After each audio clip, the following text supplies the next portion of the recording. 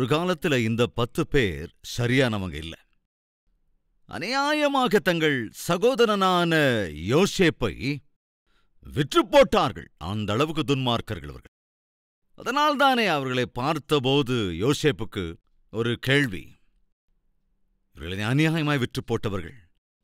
அப்படி விற்கப்பட்ட நானோ தேவனுடைய மகா கிருபையினாலே உயர்த்தப்பட்டிருக்கிறேன். இவர்கள் எல்லோருக்கும் ஆகாரம் கொடுக்கிற ஸ்தானத்துக்கு தேவன் என்னை உயர்த்தியிருக்கிறார். ஆனால் இன்று இவர்கள் பிச்சை எடுக்கும் நிலைமையில் இருக்கிறார்கள்.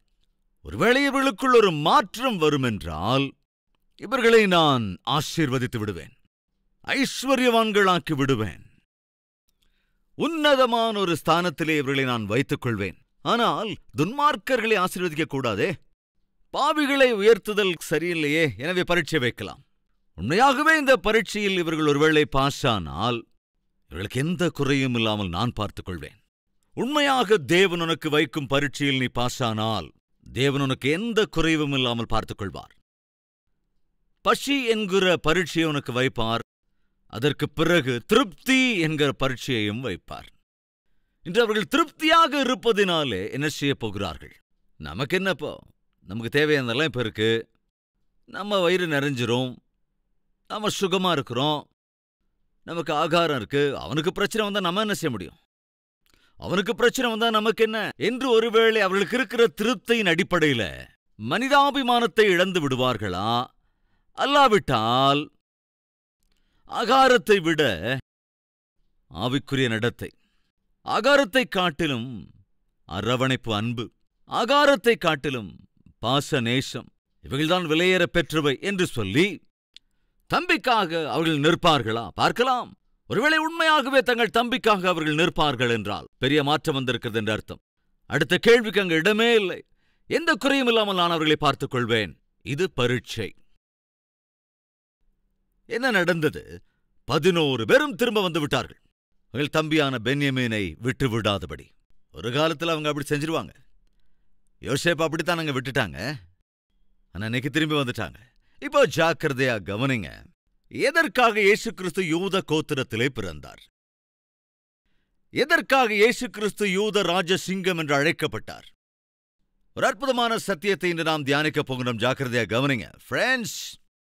அவர்கள் எல்லோரும் திரும்ப வந்து விட்டார்கள் பட்டணத்திற்கு. அப்பொழுது யூதாவும் அவன் சகோதரரும் யோசேப்பின் வீட்டுக்கு போனார்கள். யோசேப்பு அதுவரையும் அங்கே இருந்தான். அவனுக்கு முன்பாக தரையிலே விழுந்தார்கள். இது ஒரு தடவை இல்லைங்க, இது 3வது தடவை அப்படி தரையில விழுந்து வணங்கினாங்க. தேவன் என்ன வாக்குத்தத்தம் கொடுத்தாரோ, தேவன் யோசேப்புக்கு என்ன தரிசனத்தை கொடுத்தாரோ, ஒரு முறை மட்டும் அதை நிறைவேற்றவில்லை, பல முறை அதை நிறைவேற்றிக் கொண்டே இருந்தார். சகோதரனே சகோதரி, அதைத்தான் சொல்ல வரேன். தேவனுக்கு வாக்கு பண்ணுவார் என்றால் தம்முடைய வாக்கு தத்தத்தை ஒரு முறை அல்ல, நிறைவேற்றிக் கொண்டே இருப்பார். தொடர்ந்து நிறைவேற்றிக் கொண்டே இருப்பார், நிறைவேற்றிக் கொண்டே இருப்பார். இங்க 3வது தடவைங்க விழுந்து வணங்குறாங்க. என்னுடைய அரிக்கட்டு நின்று கொண்டிருக்கிறது, உங்கள் அரிக்கட்டுகள் எல்லாம் வந்து என்னை வணங்கியது என்று சொன்ன ஒரே காரணத்துக்காக யோசேப்பை அன்று விற்று போட்டார்களே. பகை கொண்டு துவேஷம் கொண்டு. ஆனா இப்ப என்ன செய்யறாங்க? பிராக்டிக்கலா அதைத்தான் செய்யறாங்க. அந்த 10-11 அரிக்கட்டுகளும் வந்து யோசேப்புக்கு முன்பாக விழுந்து வணங்கியது. தொடர்ந்து என்ன நடந்தது? யோசேப்பு அவர்களை நோக்கி, நீங்கள் என்ன காரியம் செய்தீர்கள்?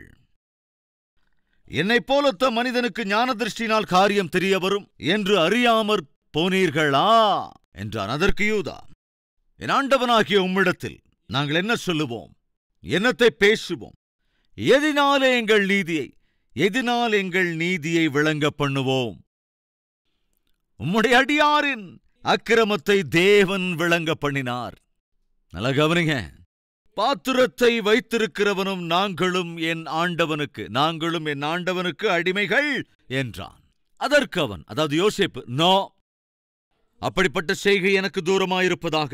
எவன் வசத்தில் பாத்திரம் கண்டுபிடிக்கப்பட்டதோ அவனே எனக்கு அடிமையாயிருப்பான். நீங்களோ சமாதானத்தோடே உங்கள் தகப்பனிடத்திற்கு போங்கள் என்றான். சரியான பரீட்சைங்க.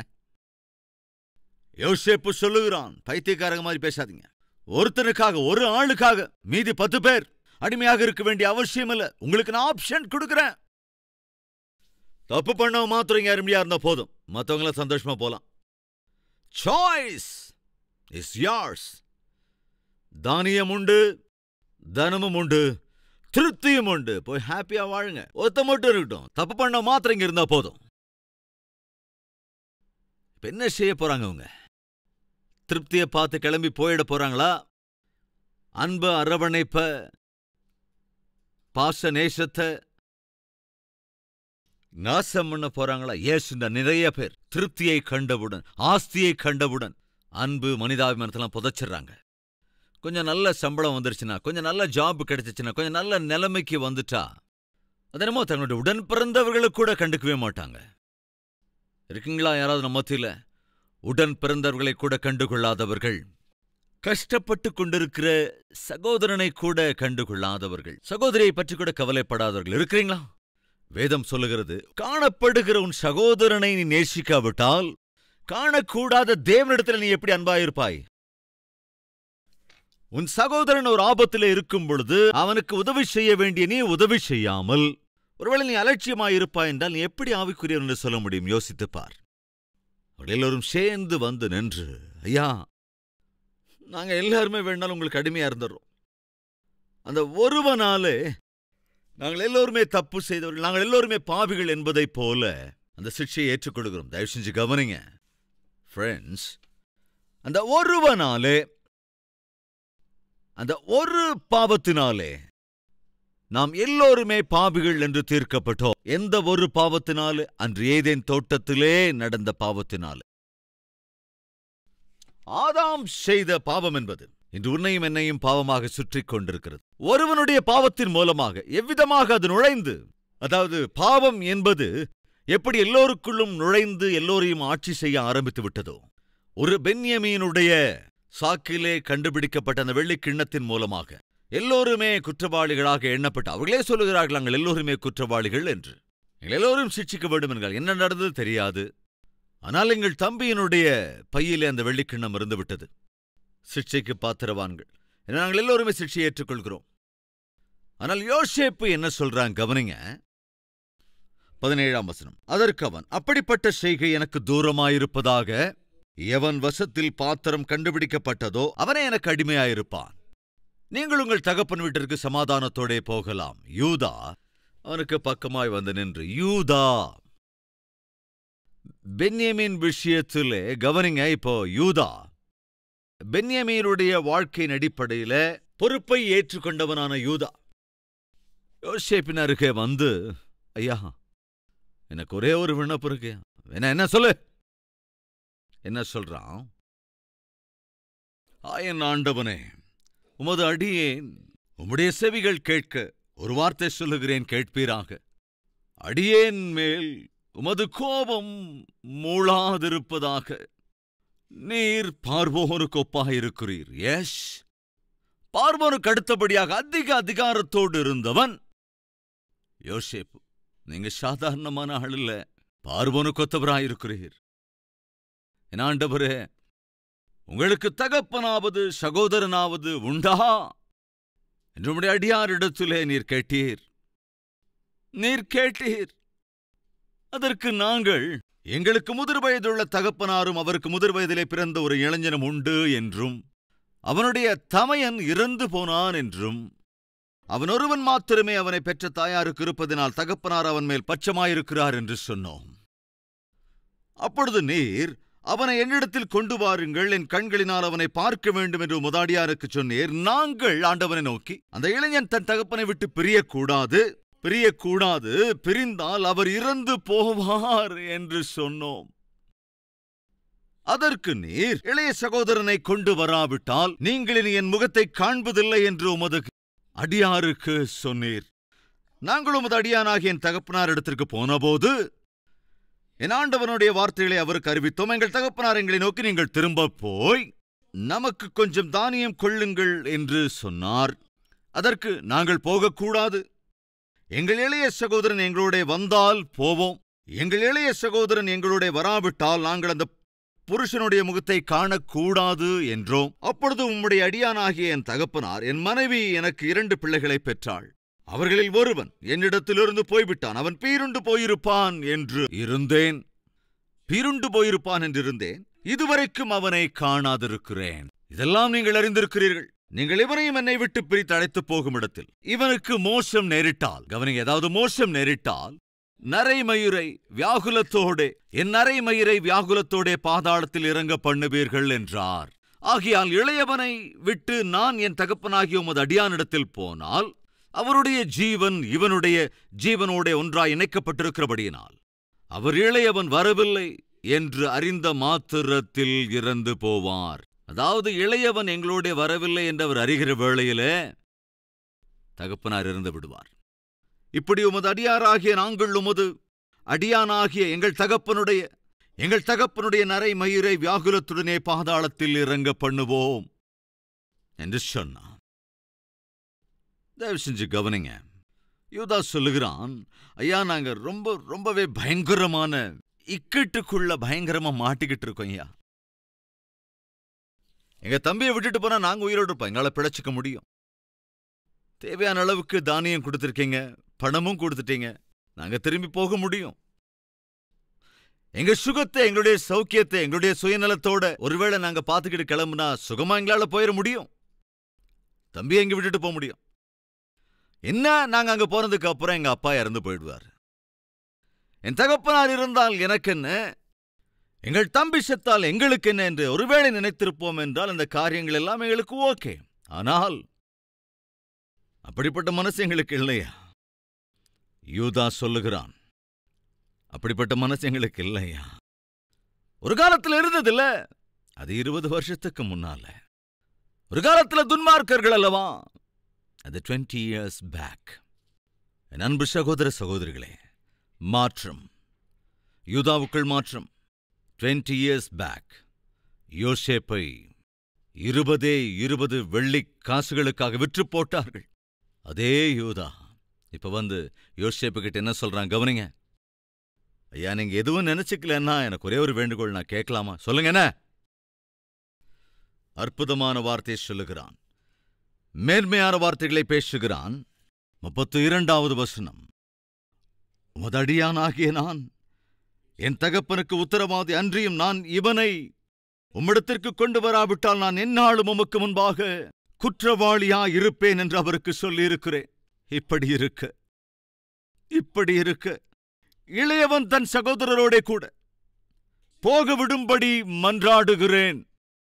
உம்முடைய அடியானாகிய நான் இளையவனுக்கு பதிலாக இங்கே என் ஆண்டவனுக்கு அடிமையாயிருக்கிறேன். இளையவனை விட்டு எப்படி என் தகப்பனிடத்துக்கு போவேன்? போனால் என் தகப்பனுக்கு நேரிடும் தீங்கை நான் எப்படி காண்பேன் என்றான். யூதா கேட்கிறான், என்னுடைய ஒரே ஒரு ரிக்வெஸ்ட் நீங்க ஏத்துக்குவீங்களா? என்ன அந்த ரிக்வெஸ்ட்? என் தம்பியாகிய பென்யமீனுக்கு பதிலாக நான் அந்த சிக்ஷையை ஏற்றுக்கொள்கிறேன். எப்படி தப்பு நடந்ததோ தெரியாது, ஆனா தப்பு நடந்து போச்சு. இந்த தப்புக்கான சிக்ஷையை நான் ஏத்துக்கிறேன். என்னுடைய வாழ்நாள் முழுக்க உம்மண்டையில அடிமையாக வேலையாளாக நான் இருந்து கொள்ளுகிறேன். என்ன சிக்ஷைங்க ஐயா? நான் தயவு செஞ்சு என் தம்பிய விட்டுடுங்க. எவ்வளவு பெரிய மாற்றம் பாருங்க. இதே யூதா 20 வருடங்களுக்கு முன்பு கள்ளம் கபடமே அறியாத சின்ன யோசேப்பை எவ்வளவு துணிச்சலா விற்று போட்டாங்க. இந்த நீதிமானான யோசேப்பை யூதா 20 வெள்ளிக்காசுகளுக்கு அனாவசியமா விற்று போட்டு விட்டானே அன்று. ஆனால் இன்று அதே யூதா, இன்னைக்கு எவ்வளவு டிரான்ஸ்பர்மேஷன் அவனுக்குள்ள வந்திருக்கு, எவ்வளவு பெரிய மாற்றம் வந்திருக்குன்னா, தன்னுடைய சகோதரனுக்காக தன்னுடைய உயிரை, தன்னுடைய வாழ்க்கையை தியாகம் செய்வதற்கு முன்னுக்கு வந்தான். திருப்தியாக இருக்கிறது. ஆனால் அந்த திருப்தியிலே அவர்கள் இடறிவிடவில்லை. தேவையான அளவு ஆகாரம் உண்டு, அந்த ஆகாரத்தோடு ஓடிப்போய் விடவில்லை. ஆகாரம் இருக்கின்ற போதும், தேவையான அளவுக்கு பணம் அவர்களிடத்திலே இருந்த போதும் அதை அதிகமாக அவர்கள் அங்கே பார்க்கவே இல்லை. பின்பு எதை பார்த்தார்கள்? அன்பை, அரவணைப்பை, பாசநேசத்தை. அன்பு சகோதர சகோதரிகளே, உத்தியோகத்தை பார்த்து கொண்டோ, பேங்க் பேலன்ஸை பார்த்து கொண்டோ, உன்னுடைய சொத்து சுகத்தை பார்த்து கொண்டோ ஆவிக்குரியவைகளை, அன்பை, அரவணைப்பை, பாச நேசத்தை தயவு செஞ்சு புதைச்சிடாதீங்க. எப்போ கவனிங்க, யூதா வந்து மன்றாடி, ஐயா ஐயா ஒரு விண்ணப்பம், பென்யமீனுக்கு பதிலா நான் தண்டனை ஏத்துக்கிறேன் ஐயா, என்ன தண்டிச்சிருங்க. அங்க இருக்கிற எங்க தகப்பனார் மரித்து போவது, இங்கே எங்க தம்பி அடிமையா இருக்கிறது, இதெல்லாம் தாங்க முடியாதையா. தேவையான என்னுடைய வாழ்க்கையை நான் பணைய வச்சறையா. என் அன்பு சகோதர சகோதரிகளே, ஏறக்குறைய 2000 ஆண்டுகளுக்கு முன்பு இயேசு கிறிஸ்து இதைத்தான் செய்தார். உன்னையும் என்னையும் ரட்சிப்பதற்காக தம்முடைய மேலான உயிரையே பணயமாக வைத்துவிட்டார். நீ அழிந்து போவது அவருக்கு விருப்பமில்லை என்பதனால், நரகத்திற்கு போவது இஷ்டமில்லை என்பதனால், சிட்சிக்கப்பட வேண்டிய உன்னுடைய தரப்பிலே இயேசு கிறிஸ்து தம்மைத்தானே அடிமையின் ரூபம் எடுத்து என்ன சொல்லுகிறார்? உம்முடைய அடிமையாக நான் இருந்து அந்த சிட்சையை ஏற்றுக்கொள்ளுகிறேன். பிலிப்பியருக்கு எழுதின நிருபம் 2வது அதிகாரம் 6வது வசனம். அவர் தேவனுடைய ரூபமாயிருந்தும்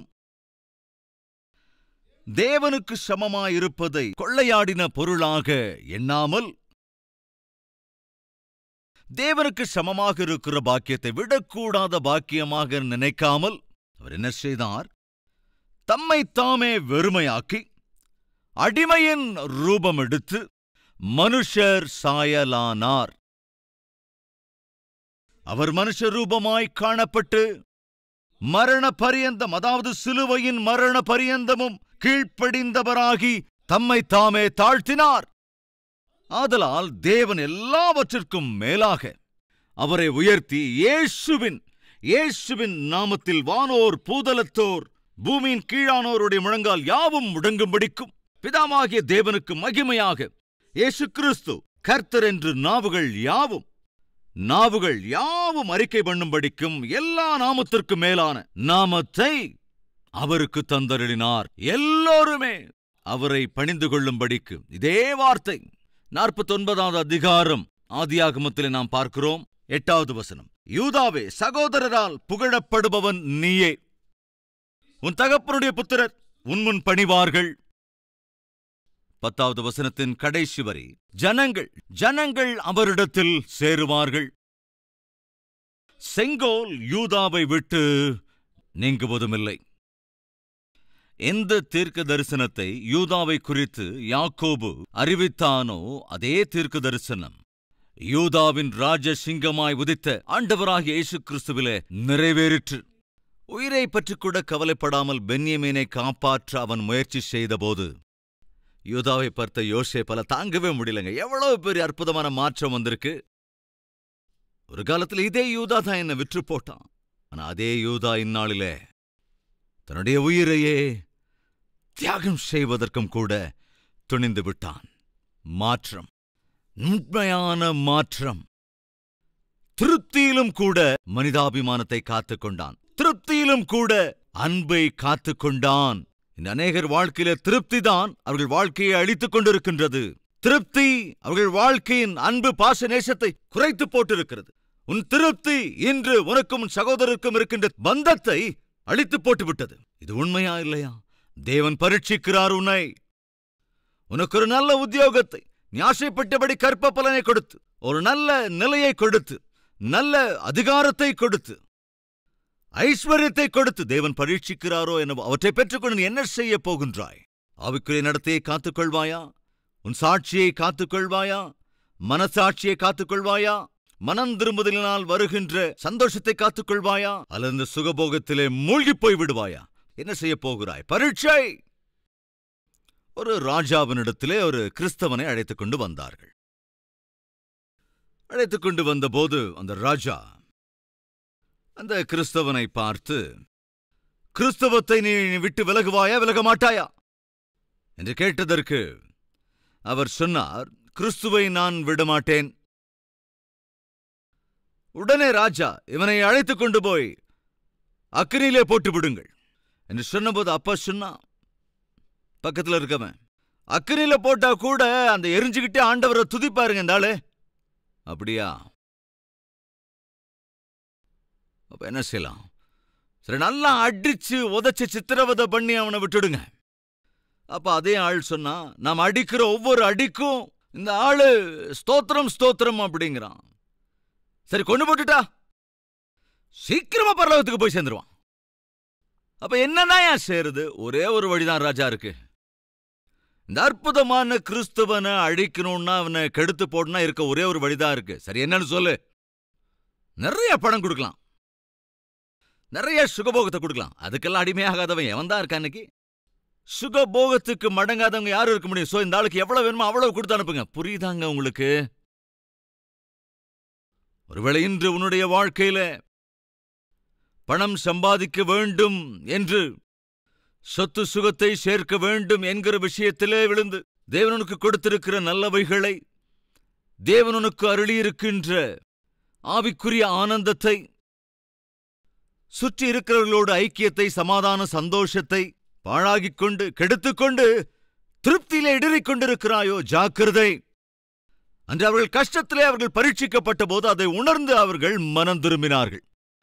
திருப்தியிலே அவர்கள் பரீட்சிக்கப்பட்ட போது எல்லோரும் ஒன்றாக சேர்ந்து வந்து, ஐயா, எங்களுக்கு தானியம் அவசியம் இல்லைங்க, எங்களுக்கு தேவையானது அந்த தனம் கூட இல்லைங்க, எங்களுக்கு தேவை உயிருக்குறார் எங்க தம்பி. அப்ப உங்களுக்கு தனம் ஜாஸ்தியா இல்ல தம்பியோடு இருக்கிற பாசம் அதிகமா? தம்பி மேல இருக்கிற பாசம் தான் ஏன் அதிகம்? பணத்தை விட எங்க தம்பி தாங்க எனக்கு வேணும், எங்க தம்பி தான் எங்களுக்கு முக்கியம், அவன் தான் எங்களுக்கு மேல். கேள்வி, மாற்றம் வந்திருக்கா இல்லையாங்க? நீ எதை கேட்கிறாய் சகோதரனே, சகோதரியே? ஆஸ்தியை, அந்தஸ்தை, அழகை, அலங்காரத்தை விரும்புகிறாயா? அல்லது ஆவிக்குரிய வாழ்க்கை, ஆவிக்குரிய நடத்தையை, அன்பை, அரவணைப்பை, பாச நேசத்தை கேட்கிறாய்? எதை கேட்கிறாய்? எப்பொழுது யூதா இந்த வார்த்தையை சொன்னானோ, ரியாக்ஷன் சீக்கிரமாக வாசித்து முடிக்கிறேன்.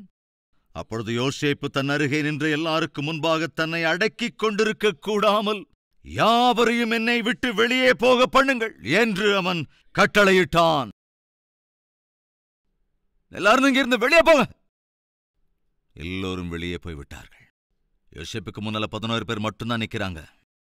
எல்லாருடைய கண்ணு யோசேப்பு மேலதான் இருக்கு. எதுக்காக எல்லாரையும் வெளியே அனுப்பிட்டாரு? என்ன செய்ய போறாரு? என்ன விபத்து நமக்கு வரப்போகுது அப்படின்னு பயத்தோடு கூட திக்கு திக்கு திக்குன்னு உயிரை கையில பிடிச்சிட்டு அவங்க நின்னுகிட்டு இருக்கிற வேளையில யோசேப்பு சொன்ன வார்த்தை என்ன தெரியுமாங்க? யோசேப்பு தன் சகோதரருக்கு தன்னை வெளிப்படுத்துகையில் ஒருவனும் அவன் அருகில் நிற்கவில்லை. அவன் சத்தமிட்டு அழுதான். அதை எகிப்தியர் கேட்டார்கள், பார்வோன் வீட்டாரும் கேட்டார்கள். யோசேப்பு, கவனிங்க, நான் தான் யோசேப்பு. 11 பேரோட நெஞ்சு அப்படி நின்னு போற மாதிரி ஆயிடுச்சு. நான் தான் நீங்கள் விற்று போட்ட யோசேப்பு. கொஞ்சம் யோசிச்சு பாருங்க யூதாவோட நிலைமைய, கொஞ்சம் யோசிச்சு பாருங்க ரூபனுடைய நிலைமைய, சிமியோனுடைய நிலைமைய, லேவியோட நிலைமைய. 20 வருஷத்துக்கு முன்னால யாருக்கு நாம எல்லாம் அநியாயம் செஞ்சோமோ, அவனா இவன் இந்த தேசத்தை ஆளுகை செய்கிற பிரதான அதிகாரி. நான் யோசேப்பு. அவர்கள் புரிந்து கொள்கிற விதத்துல, அவங்களோட பாஷையில யோசேப்பு தன்னை அங்கே வெளிப்படுத்தினான். ஃப்ரெண்ட்ஸ், எப்பொழுது தன்னை அவன் வெளிப்படுத்தி காட்டினான் தெரியுமா? பரீட்சையிலே அவர்கள் வெற்றியை சாதித்த போது. சகோதரியே, ஐயா சகோதரியே, கவனிங்க, தேவன் உன்னை பரீட்சிக்கின்றார். கஷ்டங்களுக்குள்ளே தேவன் உன்னை அழைத்துக் கொண்டு போய் பரீட்சிக்கிறார். வியாதி வேதனைகளுக்குள்ளே தேவன் உன்னை கொண்டு போய் பரீட்சிக்கிறார். பினான்சியல் கிரைசிஸ்குள்ள தேவன் உன்னை கொண்டு போய் பரீட்சிக்கிறார். அபாயங்களுக்குள்ளே தேவன் உன்னை கொண்டு போய் பரீட்சிக்கின்றார். காரணம் என்னவென்றால், தேவனுடைய பரீட்சையில் நாம் வெற்றி பெறும்போது அவர் சந்தோஷப்படுவார், அவர் மகிழ்வார், அதோடு அவர் ஆசீர்வதிப்பார். அன்று கஷ்டம் என்கின்ற பரீட்சை, அதற்கு பின்பு திருப்தி என்ற பரீட்சை. அந்த திருப்தி என்ற பரீட்சையில யூதா மற்றும் சகோதரர்கள் பாஸ் ஆன போது அவன் தன்னைத்தானே வெளிப்படுத்தி காட்டினான். நான் நம்புகிறேன், தேவன் தம்மை தாமே வெளிப்படுத்தி மிகுந்த நம்பிக்கைக்குரிய நல்ல ஊழியக்காரனே, உனக்கு கொடுத்தவற்றிலே நீ உண்மையாக தொடர்ந்து கொண்டிருக்கின்றாய் என்று தேவனால் சொல்ல முடிந்தால் அது எவ்வளவு நல்லா இருக்கும். அந்த யோசேப்பு தன்னைத்தானே வெளிப்படுத்தி, நான் யோசேப்பு, நீங்கள் எனக்கு தீங்கிழைக்க வேண்டும் என்று நினைத்தீர்கள், ஆனால் தேவன் அவற்றை நன்மையாக மாற்றிவிட்டார். நீங்கள் பயப்பட வேண்டாம். எஸ், எவையெல்லாம் உனக்கு தீங்காக காணப்படுகிறதோ சகோதரனே சகோதரியை கவனி. ஆண்டவர் சந்நிதியிலே வந்து உன்னுடைய மாற்றத்தை நீ காண்பிப்பாய் என்றால், உன்னுடைய ஆவிக்குரிய நடத்தை நீ காண்பிப்பாய் என்றால், தேவன் கட்டாயமாக அவற்றை ஆசீர்வாதமாய் மாற்றுவார். வாருங்கள் ஜெபிக்கலாம்.